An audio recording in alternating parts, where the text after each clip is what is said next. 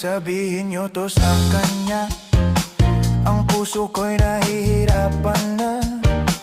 Ano pa ba ang pwede kong gawin na uubra upang maakit siya?